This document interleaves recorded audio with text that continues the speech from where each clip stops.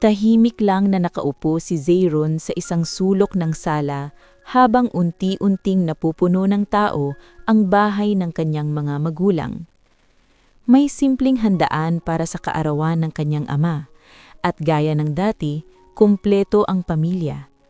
Maingay ang kwentuhan, tawanan at yabangan ng mga kwento ng tagumpay. Sa kabilang banda, nananatiling tahimik si Zayron. Nakatingin lang sa baso ng juice na hawak niya, tila ba sanay na sa pakiramdam na hindi siya kabilang sa mga ipinagmamalaki. "Uy, dumating na pala si Zayron," sabi ng kanyang tiyahin na si Rowena, may halong pangungutya ang tono. "Akala ko ba busy ka sa, ano nga ulit ginagawa mo?" May ilang napatawa sa tanong na yon. Hindi agad sumagot si Zayron. Ngumiti lang siya ng bahagya, pilit na pinipigilan ng sarili na huwag maapektuhan. "Wala pa rin yan," singit ng kanyang kuya na si Darwin habang may hawak na mamahaling cellphone. "Kung tutuusin, siya na lang sa atin ang walang matinong narating." Tumanggo ang kanilang ama si Mang Rodel na tila sang-ayon. "Ilang taon ka na, Zayron? Hanggang kailan ka ganyan? Yung mga kapatid mo may mga narating na. Ikaw, parang wala pa ring direksyon." Napayuko si Zayron, ngunit hindi pa rin siya nagsalita. Sa kabilang dulo ng mesa, nagsalita naman ang kanyang nakababatang kapatid na si Silira na bagong uwi mula abroad.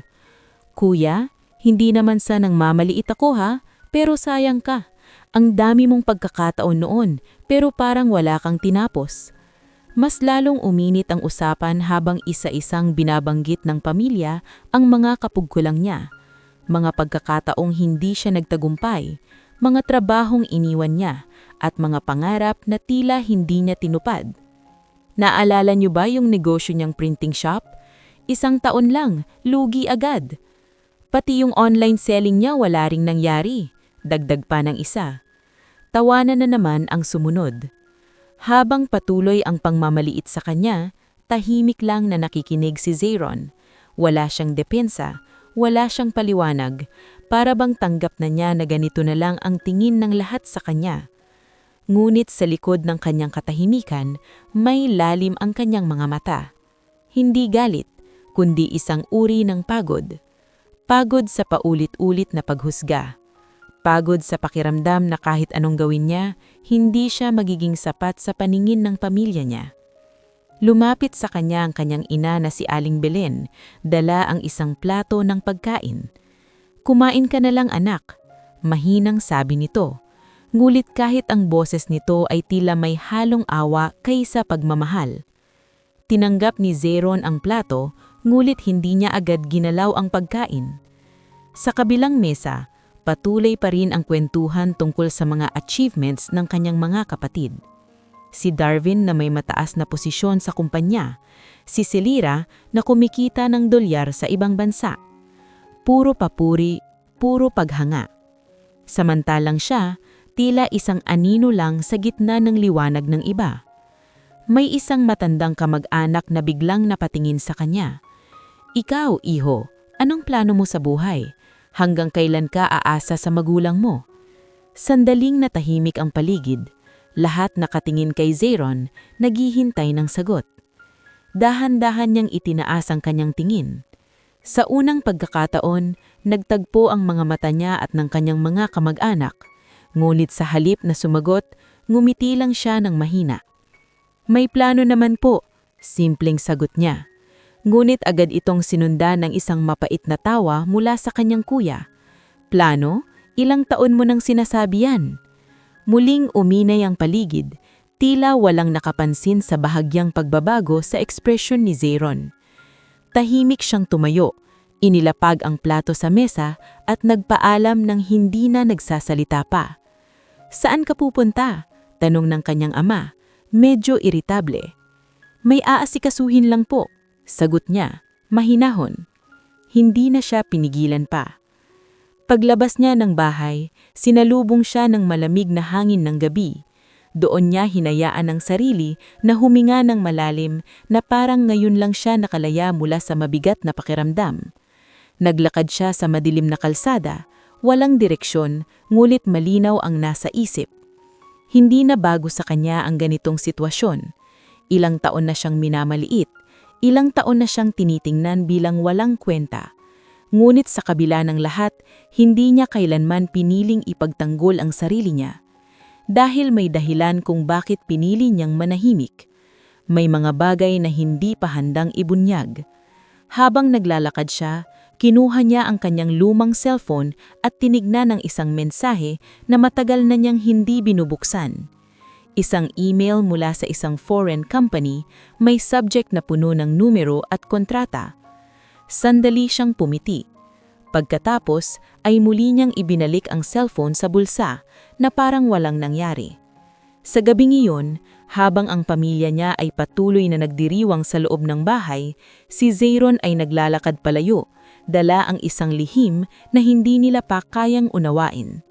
At sa tahimik na hakbang na yun, nagsimula ang isang kwento na magpapagago sa lahat ng tingin nila sa kanya.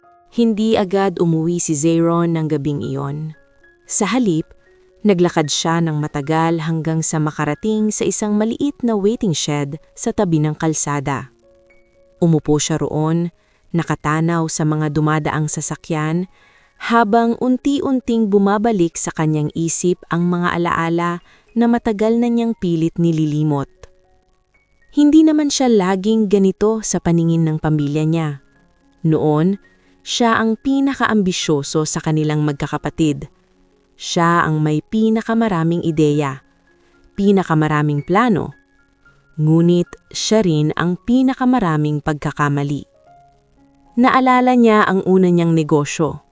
Isang maliit na printing shop na itinayo niya gamit ang hiniram na pera mula sa kanyang ama. Sa una, maayos ang takbo. May mga kliyente, may pumapasok na kita. Ngunit dahil sa kakulaman ng karanasan, unti-unti itong nalugi. Dumating sa puntong hindi na niya kayang bayaran ang mga utang. Doon nagsimulang magbago ang tingin sa kanya ng pamilya. Sumunod naman ang online selling na pinasok niya. Buo ang loob niya noon. Naniniwala siyang iyon na ang pagkakataon niya para bumawi. Ngunit hindi rin ito nagtagal. Naloko siya ng supplier at tuluyang bumagsak ang kanyang puhunan. Bawat pagkabigo, parang dagdag na pako sa tingin ng pamilya niya sa kanya. Wala ka talagang diskarte. Yun ang dalas niyang marinig. Hindi ka kasi marunong makinig, dagdag pa ng kanyang kuya. At sa bawat salitang iyon, unti-unting nabuo sa loob ni Zayron ang isang desisyon na hindi niya agad sinabi kahit kanino. Ang umalis. Hindi siya nagpaalam ng maayos. Isang madaling araw, tahimik siyang nag-empake ng ilang damit at iniwan ng bahay. Wala siyang dalang plano na detalyado, kundi isang matibay na desisyon lang. Ang subukang ulit sa lugar kung saan walang nakakakilala sa kanya. Napadpad siya sa isang bansa na hindi niya kabisado ang wika. Doon, nagsimula siya bilang isang simpleng laborer sa isang construction site. Mabigat ang trabaho, mahabang oras, at madalas ay kulang ang tulog. Ngunit tinanggap niya iyon ng walang reklamo. Bawat buhat ng semento, bawat patak ng pawis, may isang bagay na paulit-ulit niyang sinasabi sa sarili niya. Kailangan kong bumawi. Hindi siya tumigil sa pagiging curious. Kahit pagod na siya sa trabaho, naglalaan pa rin siya ng oras para magbasa tungkol sa negosyo.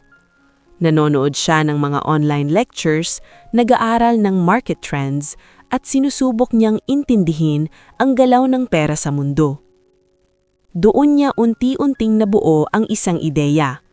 Isang simpleng konsepto sa simula, ngunit may potensyal kung maisasagawa ng tama. Sa maliit niyang kwarto, madalas siyang gising hanggang hating gabi, nagsusulat sa isang lumang notebook. Doon niya inilalagay ang kanyang mga plano, mga strategy, at mga posibleng hakbang. Walang nakakaalam sa ginagawa niya. Para sa iba, isa lang siyang ordinaryong manggagawa. Ngunit sa loob niya, unti-unting nabubuo ang isang bagay na mas malaki kaysa sa inaakala ng lahat. Hindi naging madali ang lahat. May mga araw na gusto na niyang sumuko, may mga pagkakataon na kino-question niya kung may patutungguhan ba ang lahat ng ginagawa niya. Ngunit sa tuwing naaalala niya ang mga salitang ibinato sa kanya noon, lalo siyang tumitibay. Hindi para maghiganti, kundi para patunayan sa sarili niya na kaya niya. Dumating ang panahon na naglakas loob siyang simulan ang kanyang ideya. Maliit lang ang kapital niya, halos sapat lang para makapagsimula. Nakipag-partner siya sa ilang taong nakilala niya sa ibang bansa. Mga taong maniwala sa kanyang plano kahit hindi pa ito sigurado. Sa simula, halos walang pumapansin sa kanila. Ilang beses silang nabigo sa pagkuha ng kliyente. May mga proposal na hindi tinanggap. May mga pagkakataon na muntik nang maubos ang kanilang puhunan. Ngunit, hindi siya umatras. Patuloy siyang sumubok, patuloy siyang nag-a-adjust, at patuloy siyang natututo sa bawat pagkakamali. Habang lumilipas ang panahon, may unti-unting nagbago. May isang maliit na deal na nagbukas ng mas malaking oportunidad. Isang kliyente ang nagtiwala sa kanila at mula roon, nagsimulang gumalaw ang kanilang negosyo. Hindi pa iyon malaking tagumpay, ngunit sapat na iyon para mapatunayan na nasa tamang direksyon siya. Sa Pilipinas, wala pa ring alam ng pamilya niya sa lahat ng ito. Para sa kanila, si Zeron ay nananatiling isang taong umalis ng walang direksyon, isang anak na hindi nagtagumpay. Ngunit sa kabilang panig ng mundo, unti-unting bumabangon ang taong matagal nilang minamaliit. At sa bawat hakbang na ginagawa niya, mas lalo niyang pinipili na manatiling tahimik.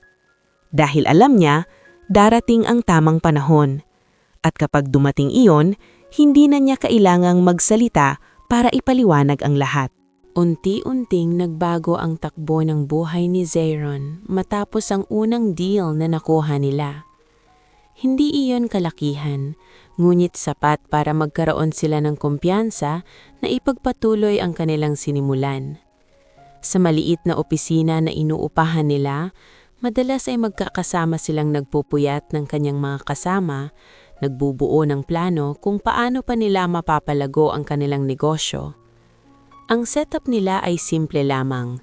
Isang online-based platform na tumutulong sa mga maliliit na negosyo na makahanap ng tamang market sa digital space.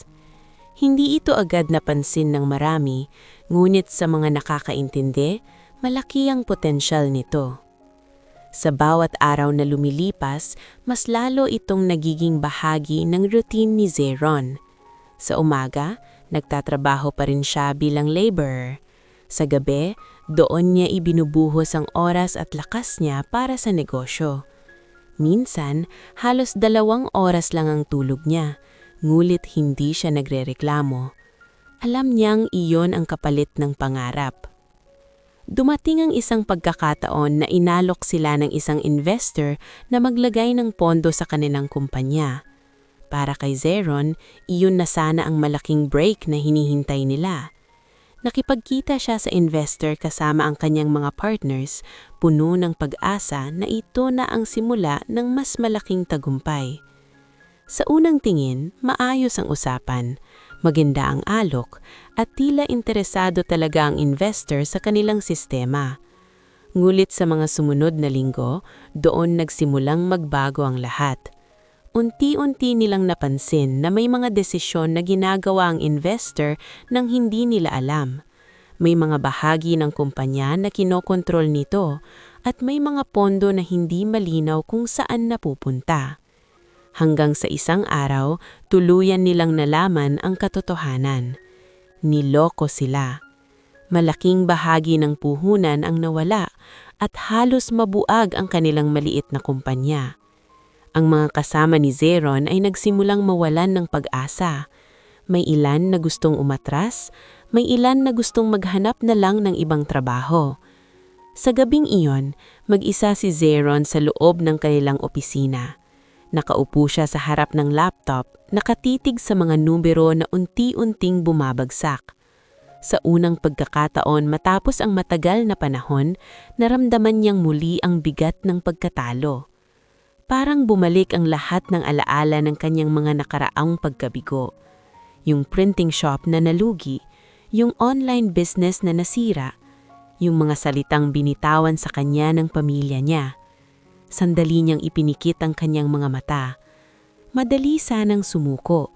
Madali sanang iwanan na lang ulit ang lahat at tanggapin na baka tama nga sila, na baka wala talaga siyang mararating. Ngunit may isang bagay sa loob niya ang hindi pumayag. Dahan-dahan siyang tumayo at tinignan muli ang paligid. Maliit ang opisina, simple ang kagamitan, ngunit bawat sulok nito ay punong-puno ng pagod at sakripisyo.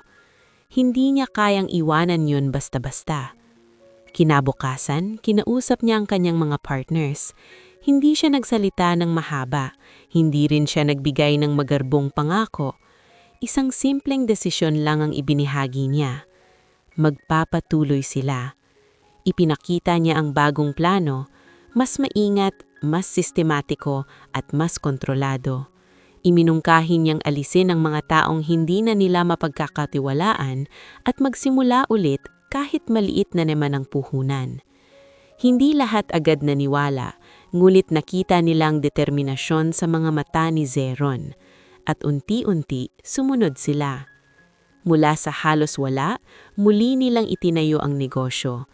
Mas mabagal ang progreso, ngunit mas matibay ang pundasyon. Natuto sila sa mga kasalanan at ginamit nila iyon bilang gabay sa bawat desisyon. Habang lumilipas ang mga buwan, nagsimulang bumalik ang tiwala ng ilang kliyente.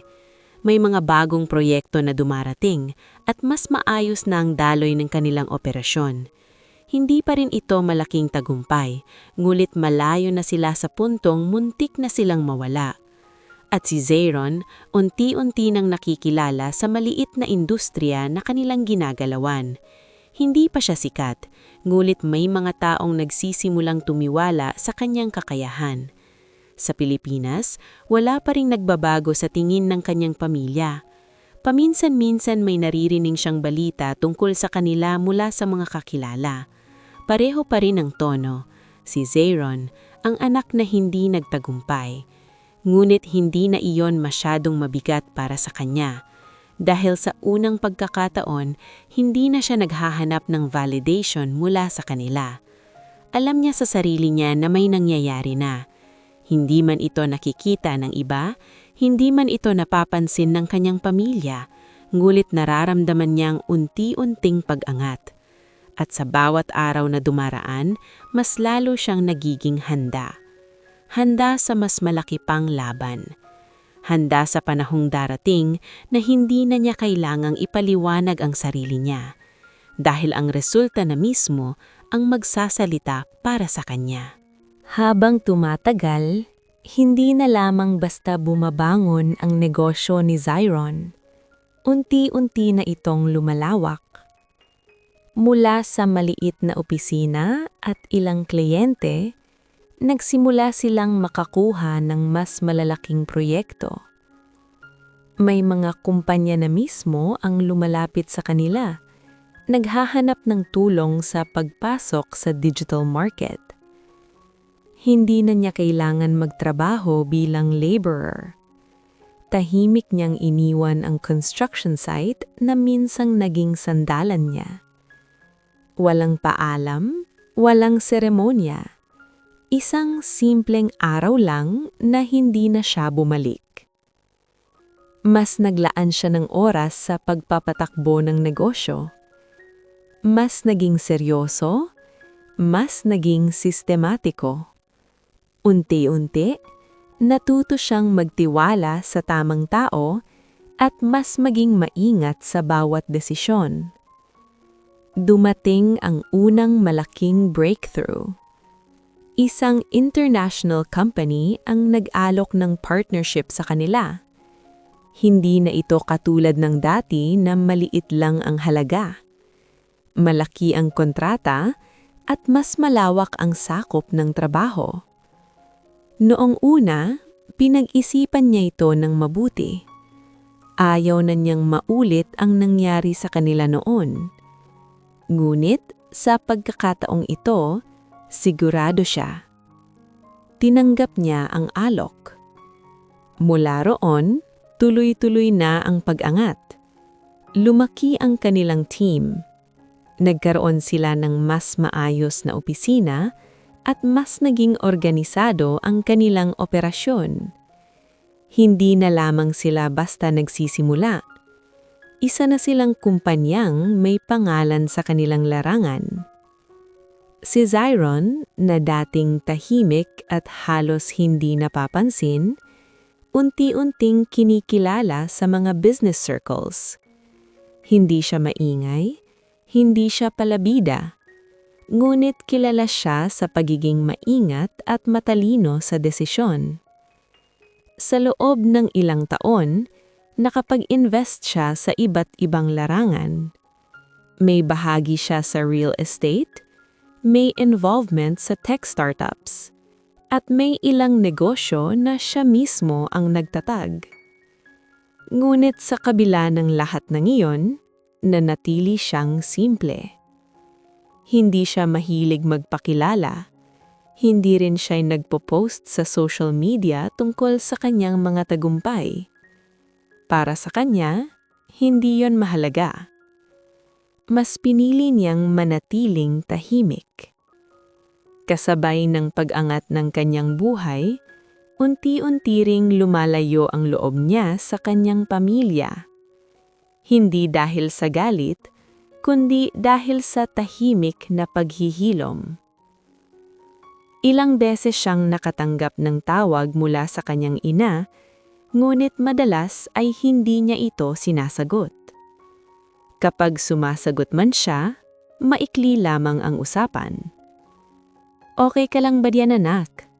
tanong ng kanyang ina sa isang tawag. "Opo, ma," simpleng sagot niya. "Uuwi ka naman minsan." "Pag may time po." At doon na nagtatapos ang usapan. Hindi niya maipaliwanag pero sa bawat pag-uusap nila, ramdam niya pa rin ang distansya. Parang kahit umuwi siya, hindi pa rin siya lubos na maiintindihan.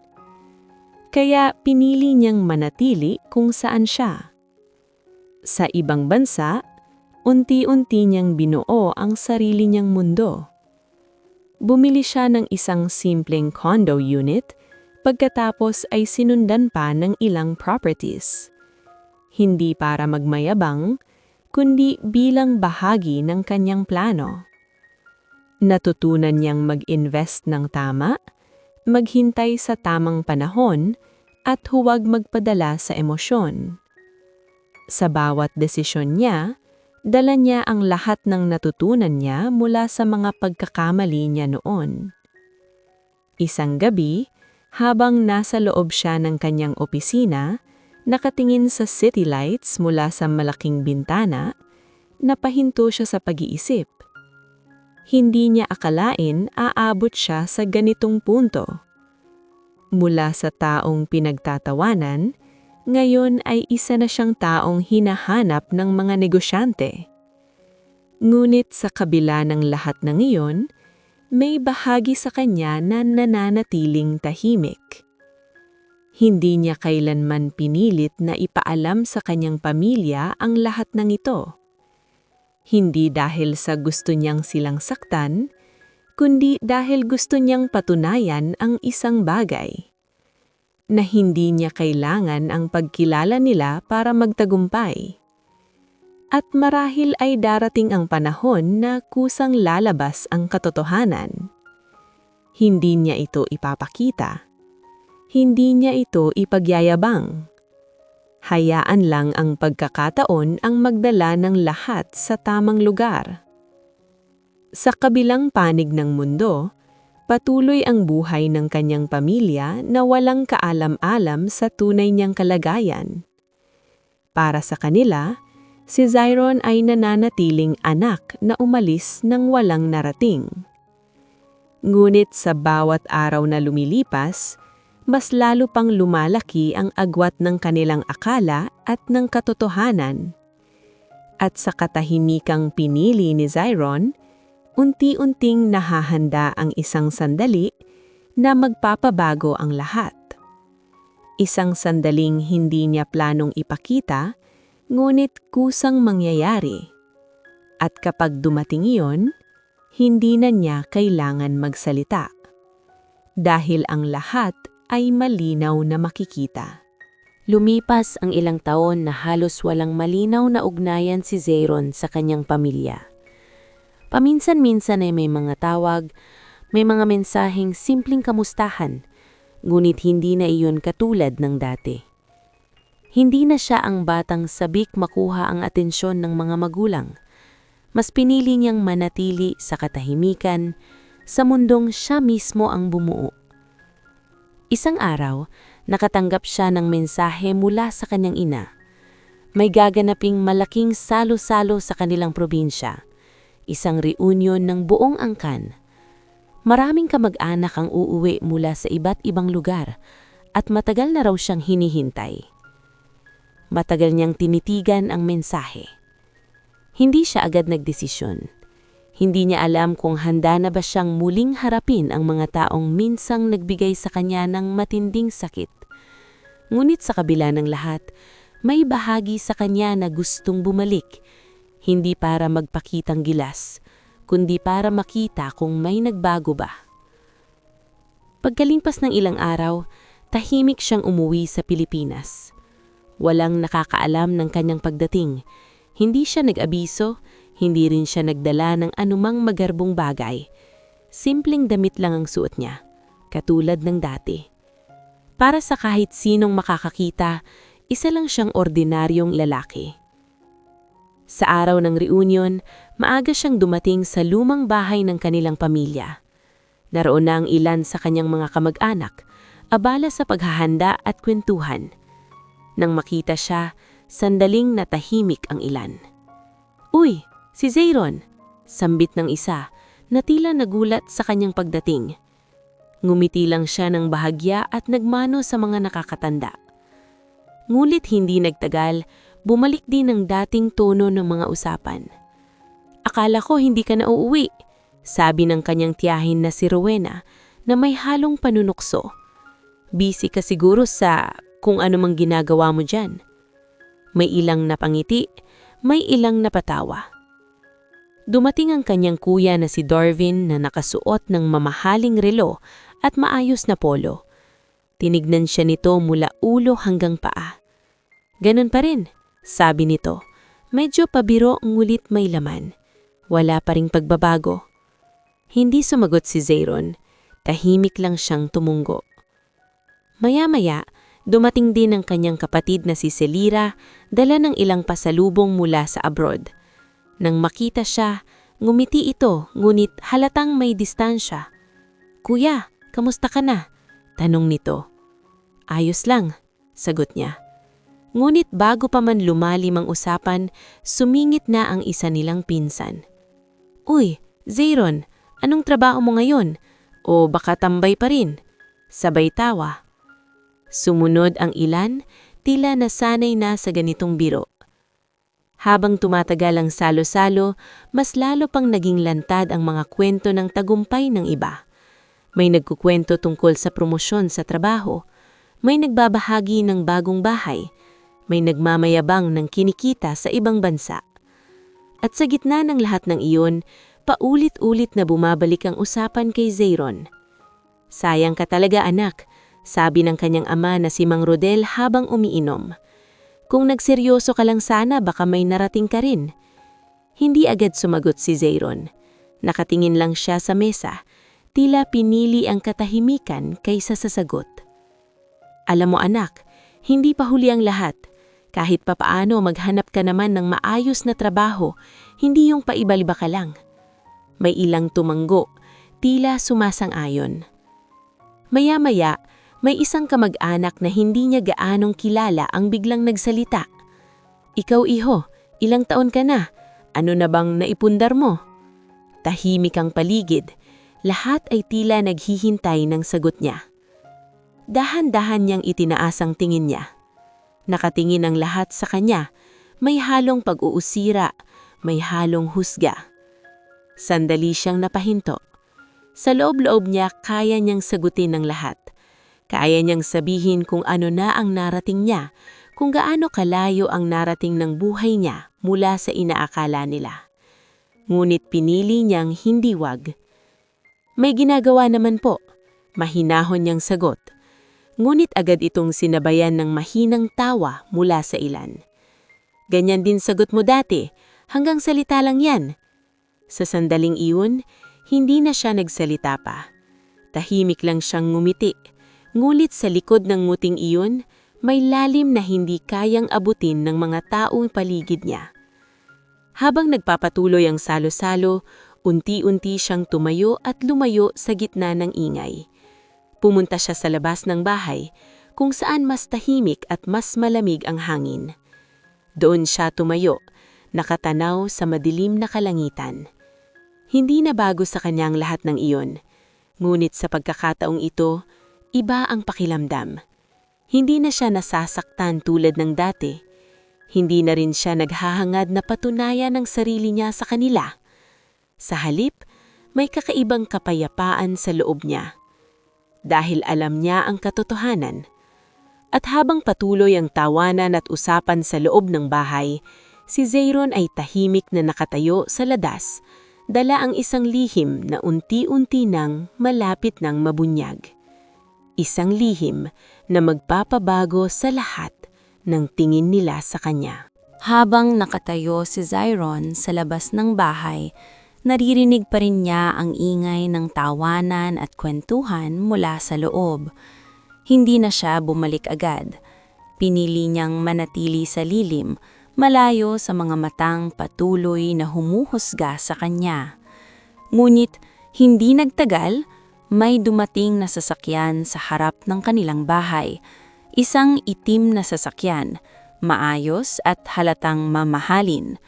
Napalingon ang ilang kamag-anak na nasa labas, nagtataka kung sino ang bisita. Dahan-dahang bumukas ang pinto ng sasakyan at bumaba ang isang lalaking banyaga. Nakaayos, may kumpiyansa sa kilos. May dala itong maliit na folder at tila may hinahanap. Napatingin si Zayron at sa sandaling iyon, bahagya siyang napabuntong hininga. Kilalang-kilala niya ang lalaking iyon. Hindi niya inaasahan na darating ito. "Excuse me," mahinahong sabi ng banyaga sa mga taong nasa labas. "I'm looking for Sir Zayron." Agad nang nagkatinginan ang mga kamag-anak. May ilan ang napangiti, tila iniisip na baka may maling napuntahan ang lalaki. "Zayron?" tanong ng isa. "Yung nandito? Sigurado ka?" Tumanggo ang banyaga. "Yes, Sir Zayron Veredan. He's supposed to be here." Sa loob ng bahay, narinig ang usapan kaya unti-unting lumabas ang iba pang kamag-anak. Kasama na roon sina Mang Rodel, Darvin at Celira. "Ano to?" tanong ni Mang Rodel. Medyo naguguluhan. "May hinahanap kang Zayron?" "Yes, sir," sagot ng banyaga. "He's our business partner. I came to personally meet him." Nagkaroon ng sandaling katahimikan. Nagkatinginan ang lahat, tila hindi makapaniwala sa narinig. "Business partner?" ulit ni Darvin, may halong pagdududa. "Sigurado ka ba sa sinasabi mo?" Bago pa makasagot ang banyaga, dahan-dahang buminga si Zayron mula sa gilid. Tahimik ang kanyang mga hakbang, ngunit sapat iyon para mapansin siya ng lahat. Nang makita siya ng banyaga, agad itong ngumiti at lumapit. "Sir Zayron," sabi nito, sabay abot ng kamay. "Finally, we meet in person." Tinanggap ni Zayron ang pakikipagkamay, simple at walang anumang pagmamayabang. "Good to see you," mahinahong niyang sagot. Sa sandaling iyon, tila tumigil ang mundo para sa kanyang pamilya. Ang taong ilang minuto lang ang nakakalitas ay kanilang minamaliit.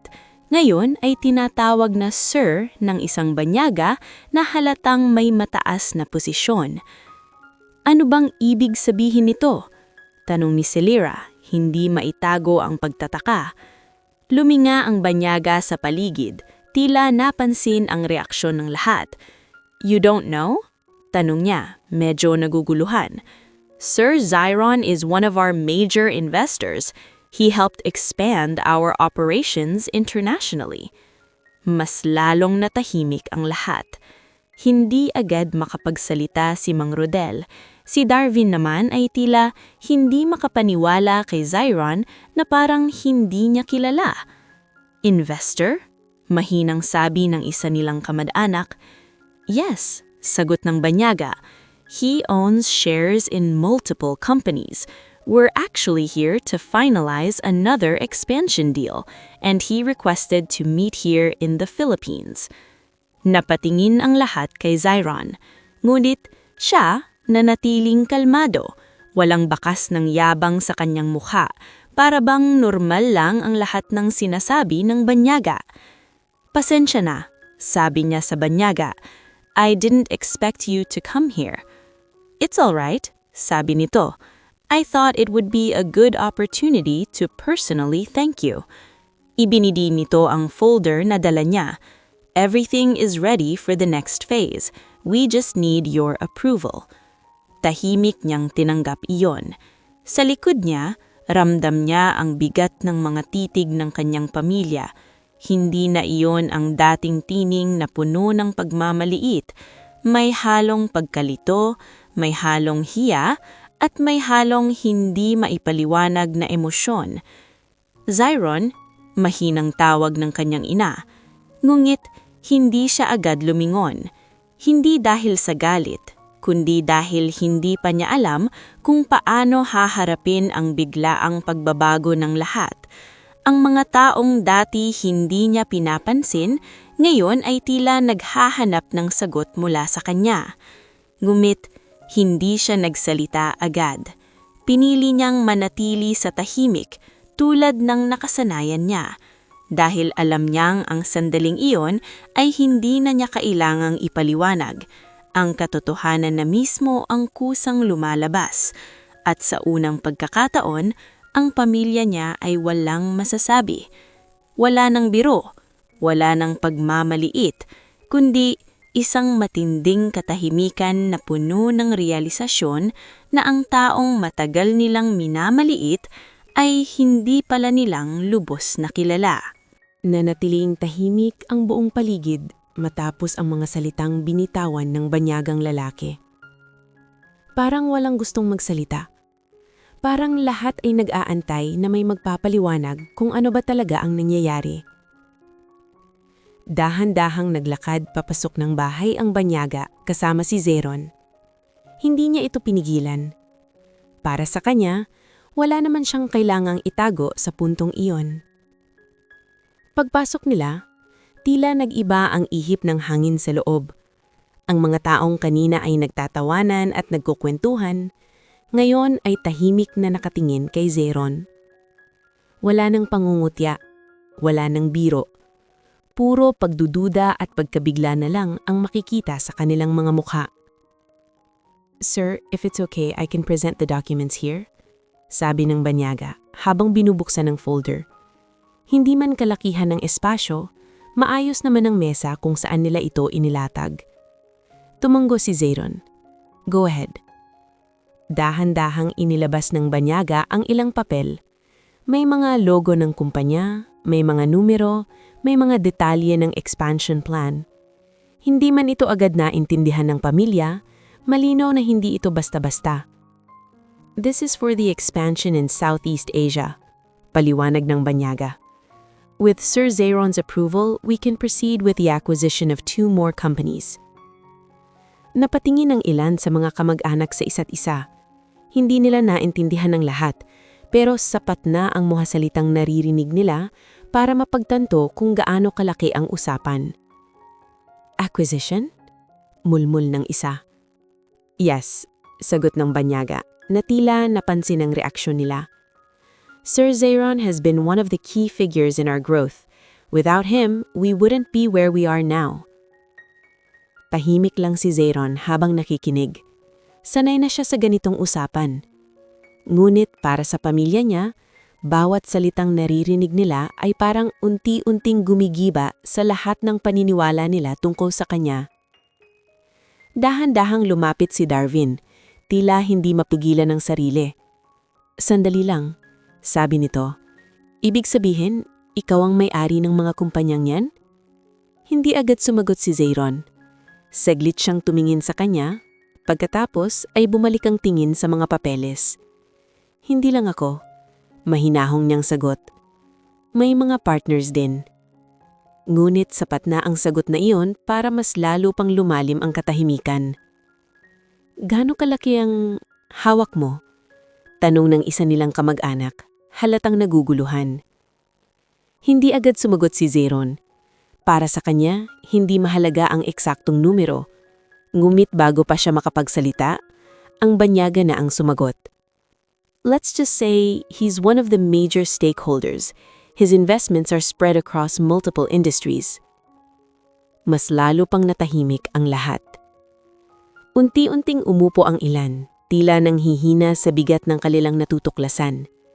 Yung taong tinatawag nilang walang narating, ngayon ay isa palang malaking pangalan sa ibang bansa. Napatingin si Mang Rodel sa kanyang anak. Hindi niya alam kung ano ang sasabihin. Ang dating galit at inis sa kanyang mukha ay napalitan ng pagkalito at pagsisisi.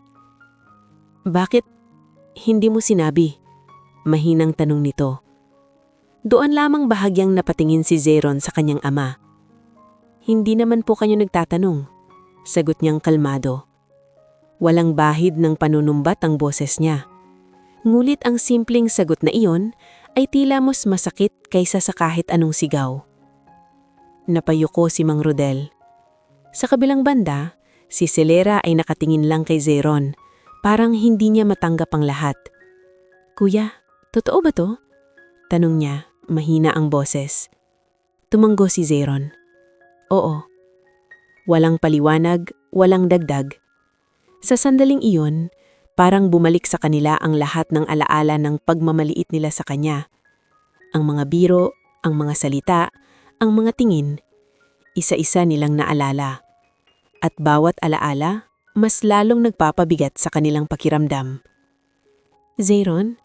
Muli siyang tinawag ng kanyang ina, ngunit sa pagkakataong ito, may halong panginginig na ang boses nito. Ngunit hindi pa rin agad sumagot si Zeyron. Hindi dahil sa ayaw niya, kundi dahil hindi niya alam kung paano sisimulan ang usapan. Para sa kanya, matagal na siyang umusad. Ngunit para sa pamilya niya, ngayon pa lang nagsisimula ang lahat. Ang katotohanang matagal niyang itinatago, mayon ay malinaw na sa harap nila. Wala nang maitatago, wala nang maitatanggi. At sa unang pagkakataon, ang pamilya niya ay napilitang harapin ang katotohanan na ang anak na minamaliit nila ay mas malayo na palang narating kaysa sa lahat nila. Matapos mabunyag ang lahat, tila nag-iba ang ihip ng hangin sa loob ng bahay. Ang dating maingay na salusalo ay napalitan ng maingat na kilos at pilit na pag-aayos ng pakikitungo. Isa-isang lumapit ang mga kamag-anak kay Zeyron, ngunit hindi na tulad ng dati ang kanilang tono. May paggalang na, may pag-iingat, at higit sa lahat, may halong pagnanais na mapalapit. "Zeyron, buti naman at umuwi ka," sabi ng isa niyang tiyahin na kanina lamang ay nangungutya. Ngayon, may pilit na ngiti at lambing sa boses nito. "Ang laki na pala ng narating mo, hindi namin alam." Tumanggo lang si Zeyron, hindi nagdagdag ng salita. "Anak," biglang lumapit si Mang Rodel. Mas mahinahon na ang tono kaysa dati. "Pasensya ka na kung minsan nasasabi namin yung mga bagay na hindi dapat." Hindi agad sumagot si Zeyron. Tinignan niya ang kanyang ama, ngunit hindi niya mabasa kung alin ang mas naningibabaw, ang pagsisisi o ang biglang pagbabago ng pagtingin. "Okay lang po," maikli niyang sagot. Ngunit hindi iyon sapat para mawala ang bigat sa pagitan nila. Si Salira naman ay lumapit din. May halong kaba ang kilos. "Kuya, hindi namin alam. Kung alam lang sana namin." Napahinto siya sa pagsasalita. Tila hindi niya mahanap ang tamang salita. Ngumiti lang si Zeyron ng bahagya. Hindi niyo naman kailangang malaman. Ang simpleng sagot na iyon ay nagdunot ng kakaibang katahimikan. Habang tumatagal, mas lalong lumalapit ang mga kamag-anak sa kanya. May nagtatanong tungkol sa negosyo niya, may humihingi ng payo, at may mga nagkukwento na parang matagal nang silang malapit sa kanya. Zeyron, baka naman pwede mong akong matulungan sa business ko. Konting guidance lang, malaking tulong na. Pwede rin siguro kung may opening sa kumpanya mo. Dagdag ng isa pa. Isa-isa nilang inilalapit ang kanilang mga kahilingan, tila ba biglang nagbago ang lahat sa loob lamang ng isang iglap. Ngulit na natiling kalmada si Zeyron.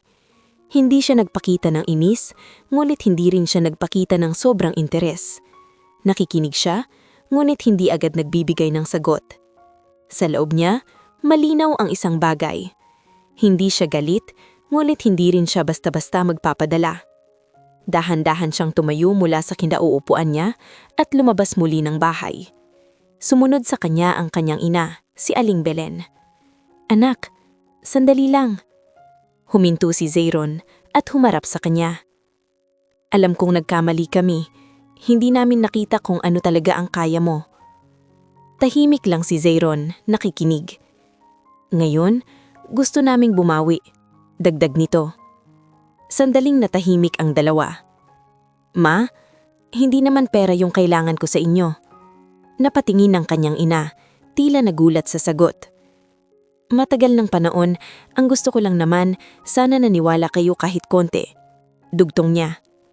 Unti-unting napuno ng luha ang mga mata ng kanyang ina. "Pasensya ka na anak," mahinang sabi. Ngumiti si Zeyron, hindi malaki, ngunit totoo. "Okay lang po," sagot niya. Ngunit kahit sinabing okay lang, ramdam pa rin ang distansya. Hindi agad nabubura ang mga taon ng pangmamaliit at katahimikan. Pagbalik niya sa loob, patuloy pa rin ang paglapit ng mga kamag-anak sa kanya. Ngunit sa pagkakataong ito, mas naging malinaw sa kanila na hindi ganoon kadali ang lahat. Hindi sapat ang isang araw na pagbabago para mabawi ang lahat. May isa pang lumapit sa kanya, isang mas nakakatandang kamag-anak. "Iho, hindi mo kailangang tulungan ng lahat, pero sana huwag mong kalimutan kung saan ka nanggaling." Sandaling napaisip si Zeyron sa sinabi ng isa. Tumanggo siya. "Hindi ko naman po nakakalimutan," sagot niya. At totoo iyon. Kahit gaano kalayo ang narating niya, dala pa rin niya ang lahat ng pinagdaanan niya. Ang hirap, ang pagkabigo, at pati na rin ang sakit na dulot ng mga taong malapit sa kanya. Ngulit hindi niya hinayaan na iyon ang magdikta ng kanyang pagkatao. Sa halip, ginamit niya iyon para mas maging matatag. Habang nagpapatuloy ang gabi, nanatiling simple si Zeyron. Hindi siya nagyabang, hindi siya nagpakitang tao. Sa halip, ipinakita niya sa kanila na kahit ano pa ang narating niya, hindi iyon dahilan para magbago ang kanyang ugali. Ngunit sa parehong oras, ipinakita rin niya na hindi na siya ang dating taong madaling maliitin. Ang respeto, hindi ito hinihingi. Ito ay kusang ibinibigay, lalo na kapag napatunayan mo na ang iyong halaga. At sa gabing iyon, unti-unting natutunan ng kanyang pamilya ang isang mahalagang aral, na ang tunay na sukatan ng tao ay hindi nakikita sa panlabas, at ang paghusga ng maaga ay may kapalit na pagsisisi sa huli. Kinabukasan ng reunion, hindi agad umalis si Zeyron. Maaga siyang nagising at tahimik na umupo sa lumang bangko sa labas ng bahay. Ang parehong lugar kung saan siya madalas umupo noon kapag gusto niyang mapag-isa. Tahimik ang paligid. Maririmig lang ang mahinang hangin at ang tila paghinga ng umaga. Isa-isa, nagsimulang magising ang mga tao sa loob ng bahay. Ngunit sa pagkakataong iyon, walang lumapit agad sa kanya. Marahil dala pa rin ng hiya o kaya'y hindi nila alam kung paano siya kakausapin. Makalipas ang ilang sandali, lumabas si Mang Rodel. Hindi ito agad nagsalita. Tumabi lamang siya kay Zeyron, kapwa nakatingin sa malayo. Matagal ang katahimikan. Hindi ko alam kung saan magsisimula. Sa wakas ay sabi ng kanyang ama. Hindi agad sumagot si Zayron. Hinayaan niyang magsalita ang kanyang ama. Akala ko kasi wala ka talagang direksyon noon. Dugtong nito. Kaya siguro naging ganon ang trato namin sa'yo. Dahan-dahang huminga si Zayron. Hindi na bago sa kanya ang paliwanag na ilon. Alam ko po, sagot niya, kalmado. Napatingin si Mang Rodel sa kanya. Pero hindi pala namin nakita yung pinagdadaanan mo. Sa pagkakataong iyon, bahagyang tumingin si Zayron sa kanyang ama. Hindi galit ang makikita sa kanyang mukha, kundi isang tahimik na pag-unawa na matagal na niyang tinanggap. Hindi naman po ako galit, sabi niya. Pero napahinto siya sandali. Tila pinipili ang mga salitang lalabas sa kanyang bibig. Masakit lang po minsan. Napayuko si Mang Rodel. Hindi sumagot si Zayron agad. Sa halip, tumingin siya sa bahay kung saan siya lumaki. Ang parehong lugar na puno ng alaala, mga masasaya at maraming ring masakit. Naaalala niyo po ba? Dahan-dahan niyang sabi. Yung printing shop ko? Tumanggo ang kanyang ama ngunit hindi nagsalita. Doon pa lang po gusto ko na patunayan na kaya ko. Dugtong niya. Pero nung nalugi, parang doon na rin nagsimula na mawalan kayo ng tiwala. Tahimik lang si Mang Rodel, nakikinig. Hindi ko naman po sinisisi kayo, pero bawat pagkakamali ko parang mas lalo akong bumababa sa paningin niyo. Ramdam ang bigat ng bawat salita. Maya-maya, lumabas din si Celera at Darwin. Hindi sila agad lumapit, ngunit malinaw na nakikinig sila sa usapan. Alam niyo po ba, patuloy ni Zayron, kaya ako umalis noon hindi dahil gusto kong tumakas. Napatingin ang kanyang ama sa kanya. Umalis po ako kasi gusto kong subukan ulit sa lugar na wala munang huhusga sa akin. Tahimik ang lahat. Hindi madali, dagdag niya. Nagtrabaho ako kung saan-saan. May mga araw na gusto ko na lang umuwi pero iniisip ko, pag umuwi ako nang wala pa ring nangyayari, pareho lang ulit. Dahan-dahang papikit si Mang Rodel. Sa likod nila, hindi na nakatiis si Celera at lumapit. Kuya, mahinang tawag niya. Ngulit hindi pa tapos si Zayron. Hindi ko po kailangan na purihin niyo ako. Hindi ko rin kailangan na ipagmalaki niyo ako. Tumingin siya sa kanilang lahat. Ang gusto ko lang po noon, sana kahit konti, naniwala kayo. Walang makapagsalita. Parang tumigil ang mundo sa sandaling iyon. Si Darwin na dating laging may sinasabi, ngayon ay tahimik lang siya. Nakatingin siya sa kapatid niya, tila ba ngayon lang siya nakikita ng ganito. Pasensya ka na, sa wakas ay sabi ng kanyang ama. Mabigat ang boses. Nagkamali ako bilang ama. Lumapit si Celera at hinawakan ang braso ni Zayron. Kuya, hindi namin alam na ganun ang naramdaman mo. Sabi niya, puno ng emosyon. Hindi agad sumagot si Zayron. Hindi dahil ayaw niya silang patawarin, kundi dahil hindi ganun kadali burahin ang lahat ng nakaraan. Hindi naman po kailangang burahin lahat, mahinang sabi niya. Kailangan lang nating tanggapin kung ano yung nangyari. Unti-unting tumanggo ang kanyang ama. Sa pagkakataong iyon, walang galit, walang sigawan, walang sumbatan, kundi isang tahimik na pagharap sa katotohanan. Ang mga salitang matagal nang hindi nasasabi, ngayon ay lumabas na rin.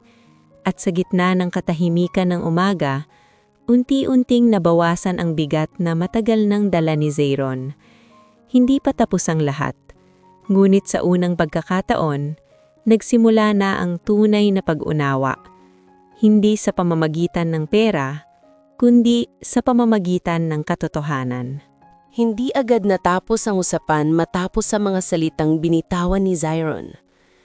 Nanatili silang nakatayo sa labas ng bahay, tila ba ayaw kanilang putulin ng sandaling iyon. Ngunit malinaw sa kanilang lahat na may nagbago na. Hindi mangganap ngunit sapat para magsimula. Sa mga sumunod na oras, unti-hunting nag-iiba ang kilos ng bawat isa sa pamilya. Wala nang mapanghusgang tingin, wala nang biro na may halong panliliit. Sa halip, naging maingat sila sa bawat salita, tila ba natatakot na muling makasakit. Habang abala ang iba sa paghahanda ng tanghalian, tahimik lang na nakaupo si Zyron sa loob ng bahay.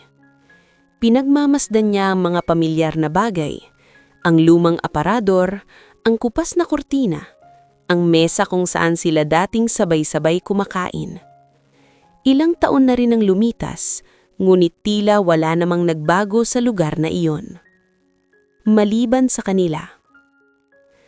Lumapit si Mang Rodel, dala ang 2 tasa ng kape.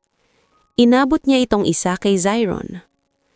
"Matagal kitang hindi nakasabay uminom ng kape," sabi nito, pilit na ngumiti. Tinanggap iyon ni Zyron. "Salamat po." Sandaling natahimik ang dalawa.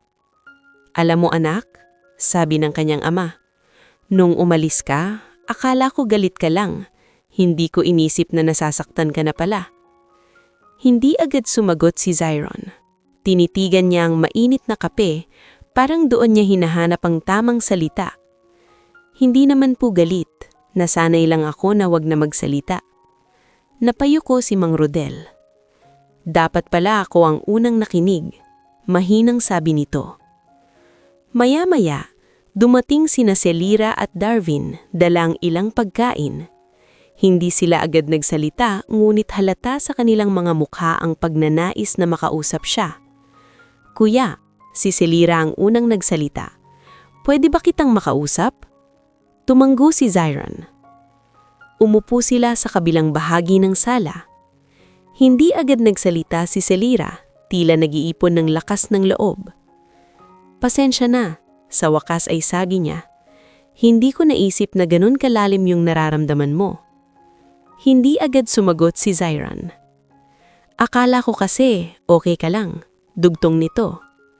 Bahagyang ngumiti si Zyron. "Sanay lang ako." Napayuko si Celira. Sa kabilang banda, si Darwin ay tahimik lang. Hindi ito katulad ng dati na laging may sinasabi. Ngayon ay tila nahihirapan itong magsimula. "Zyron," sa wakas ay sabi nito, "alam kong ako yung naging harsh sa'yo." Napatingin si Zyron sa kanya. "Hindi ko alam kung paano ako hihingi ng tawad, pero alam ko na mali ako." Sandaling natahimik ang paligid. Hindi agad sumagot si Zyron. Pinagmasdan niya ang kanyang kapatid na sa unang pagkakataon ay nakita niyang walang yabang. Hindi naman kailangan ng malaking salita. Sapat na yung alam mong nagkamali ka. Napabuntong hininga si Darwin, tila gumaan kahit paano ang pakiramdam. Maya-maya, nagsimulang lumapit ang iba pang kamag-anak. Ngunit sa pagkakataong ito, hindi na sila humihingi agad ng tulong o pabor. "Zyron," sabi ng isang kanilang tiyahin, "pasensya na kung naging ganun kami sa'yo." Tumanggo lang siya. Isa-isa, naglabas ng saloobin ng bawat isa. May mga umamin na nagkamali sila sa paghuhusga, may mga nagsabing nadala lang sila sa nakikita nila noon. At habang nakikinig si Zyron, hindi niya naramdaman ang galit. Sa halip, may unti-unting paggaan sa loob niya. Hindi dahil sa gusto niyang marinig ang mga paghihingi nila ng tawad, kundi dahil sa wakas, naiintindihan na nila. Ngulit sa kabila ng lahat, nanatili siyang maingat. Hindi niya agad ibinigay ang buong tiwala. Hindi dahil sa gusto niyang magtanim ng saloobin, kundi dahil alam niyang ang tiwala ay hindi basta-basta ibinabalik. Habang lumalalim ang usapan, may isang kamag-anak na muling nagbukas ng paksa. "Zyron, kung okay lang, baka pwede mo kaming tulungan kahit paano," sabi nito. Napatingin ng lahat. Ngulit sa pagkakataong ito, hindi na siya nag-alinlangan. "Tutulungan ako," sabi niya. "Pero hindi sa paraang iniisip nyo." Nagkatiginan ng mga tao. Kung gusto nyo, tutulungan ko kayo sa negosyo, sa pagpaplano, sa pag-aaral. Pero kailangan nyo rin kumilos. Dahan-dahang tumanggo ang ilan. Sa unang pagkakataon, hindi lang siya basta nagbibigay. Ipinapakita niya kung ano ang tamang paraan. At sa sandaling iyon, mas lalo nilang naiintindihan kung bakit siya nagtagumpay. Hindi dahil sa swerte, kundi dahil sa disiplina, tiyaga at paniniwala sa sarili. Habang papalubog ang araw, unti-unting nabuo ang isang bagong simula para sa kanilang pamilya. Hindi perpekto, hindi agad mabubuo, ngulit totoo. At para kay Zyron, sapat na iyon. Hindi niya kailangan ng perpektong pamilya. Ang kailangan niya lang ay isang pamilya na handang matuto. Ilang araw pa ang lumipas bago tuluyang nagpaalam si Zyron na babalik sa ibang bansa. Hindi siya nagmadali. Pinili nang manatili muna, hindi para ipakita kung ano na ang narating niya, kundi para unti-unting ayusin ang mga puwang na nabuo sa pagitan niya at ng kanyang pamilya. Sa mga sumunod na araw, hindi na siya ang tahimik lang na nakaupo sa sulok. Nakikita na siyang nakikipag-usap sa kanyang ama, tumutulong sa mga simpleng gawain sa bahay, at paminsan-minsan ay nakikitawa sa mga kwentuhan ng kanyang mga kapatid. Ngunit kahit nagbago ang pakikitungo ng lahat sa kanya, hindi siya nagbago sa paraan ng pagtingin niya sa sarili. Nanatili siyang simple. Isang umaga, nagtipon silang muli sa mesa. Mas tahimik kaysa dati, pero mas totoo ang samahan. Walang yabangan, walang patutsyada. Simpleng kwentuhan lang. "Anak," sabi ng Mang Rodel habang nagkakape, "balik ka na ulit sa trabaho mo?" Tumanggo si Zyron. "Opo, may kailangan pa pong asikasuhin." "Hindi ba pwedeng dito ka na lang?" tanong ng kanyang ina, may halong pag-aalala. Ngumiti si Zyron. "Hindi pa po pwede. Marami pa pong dapat tapusin." Tahimik na tumanggo ang kanyang ina. Tila naiintindihan na hindi na siya ang batang kayang pigilan. Pagkatapos ng almusal, lumapit si Darwin kay Zyron habang nasa labas sila. "Zyron?" sabi nito, medyo alangan. "Salamat." Napatingin si Zyron. "Para saan?" "Sa pagbibigay mo ng chance sa amin," sagot ni Darwin. "Hindi ko akalaing magiging ganito ka." Bahagyang numiti si Zyron. "Hindi naman ako nagbago ng biglaan. Matagal ko lang piniling manahimik." Napabuntong hininga si Darwin. "Kung pwede lang ibalik yung panahon?" "Hindi na po kailangan," putol ni Zyron, mahinaon. "Mas importante kung ano yung gagawin natin ngayon." Tumanggo si Darwin, tila mas gumana ang pakiramdam. Sa kabilang banda, si Celira ay lumapit din sa kanya bago siya umalis.